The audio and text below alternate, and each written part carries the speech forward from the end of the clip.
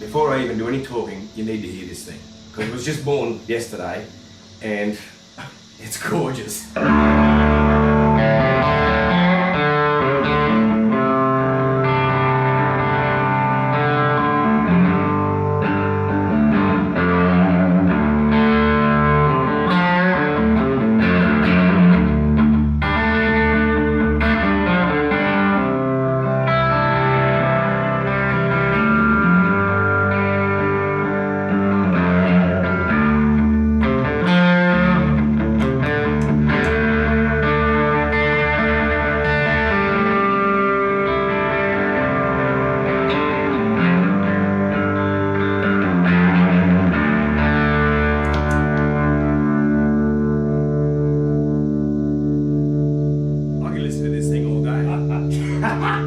G'day, Troy Cassar Daley here. I'm out at Marty Johnson's house, Dr. Johnson's amplifiers, and I've been a fan for a long time, but I just wanted to come out and let you know that he does have a couple for sale. This one here was born yesterday apparently in the suite up there, and very much hand delivered down here to the studio so we can have a little bit of a jam with it. But it's got this beautiful warehouse speaker in it. It's based on a clean channel and deluxe, slightly smaller transformer, which is great. So it's not pushing out the big old 22 like a normal deluxe would. But it's about 18, and knowing that it's got a bright switch on there like an old twin, man, that would just like really suit my ears, because I don't know whether my top end's gone and like a lot of my older friends, but that bright switch sometimes finds its way on when I'm plugged into an old twin or something, you know. So really cool to see that little aspect in there. He's got an added mids as well. The old deluxes used to just have the bass and the treble, and normally the only way to achieve the mids in those was to crank both almost right up and then back that treble off. So you could actually have a little bit of mids in there. That's how we used to get it out of the twins anyway. But it's a beautiful little amp, and it's got this really nice warehouse speaker in that I've used in many amps.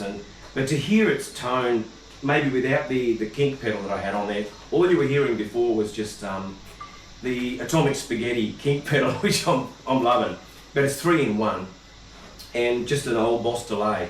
I wanted to keep the rig really simple, not like my one that I tour with. So I said to Marty, if it's going to be a great platform for pedals, you need to just bring things that are available on Marketplace or on online at anyone's disposal. So having this beautiful kink pedal too is great, because it's just one pedal with a delay. It's all it is. And to be able to hear that drive working, it's got like a Zen drive in one side, it's got a trem, but it really speaks to this amp. And as you turn those things up, you can just hear them all working. This is the old Boss delay. It's an old DD3 that I think I got back in about 1989 or something when I was in Little Eagle.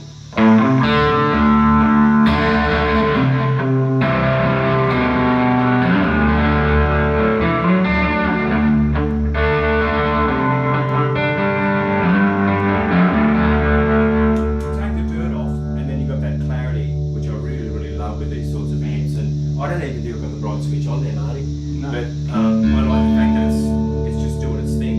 You chuck a little boost on, keep that trem and that longer delay, this thing retains its clarity. I think that's one thing I really love about Marty's amps, is that they just stay clean.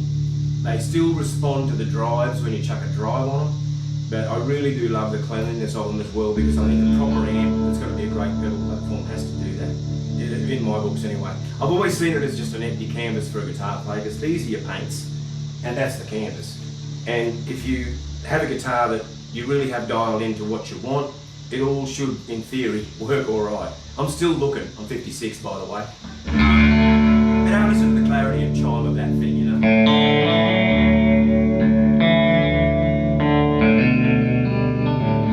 As a songwriter too, you want something that's inspiring to listen to. It's one thing I've had about my little Comet. I've had it in motel rooms. It's all of 12 watts or whatever it is. It's a Princeton, and I've got it in the corner. I'm writing a song.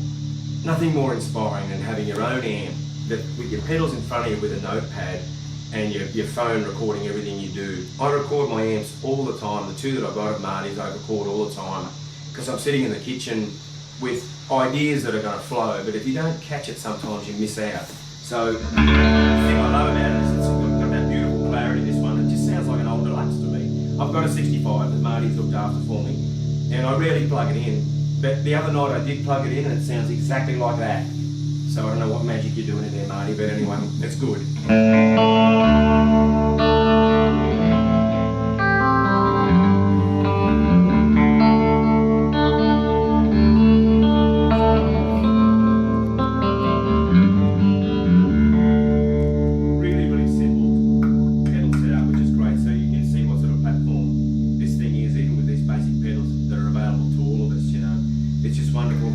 Works like that.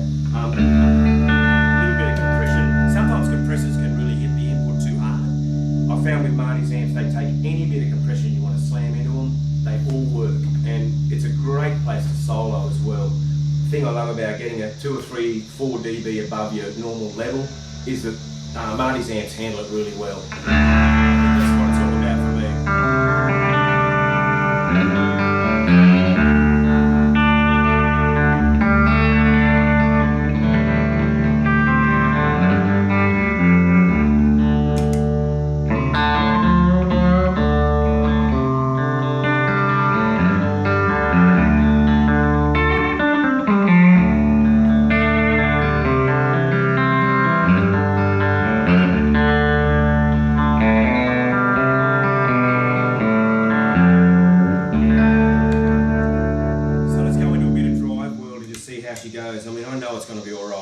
Because it's like every other amp that Marty makes, but if you're going to do a lot of overdrive and stuff before these amps, it's really important that they don't start breaking up. It's all about your speaker choice as well. That warehouse is never going to break up. It's going to stay clean for most of the way, and that's what I love about these amps too. You can put something in there that'll probably fart at lower volume, but you'll never get that nice clarity out of it as well. A lot of people choose speakers that have a little bit more inefficiency. It's never been for me, because I really like to be able to really crank the front end of them. And if you're going to be doing the chicken picking thing,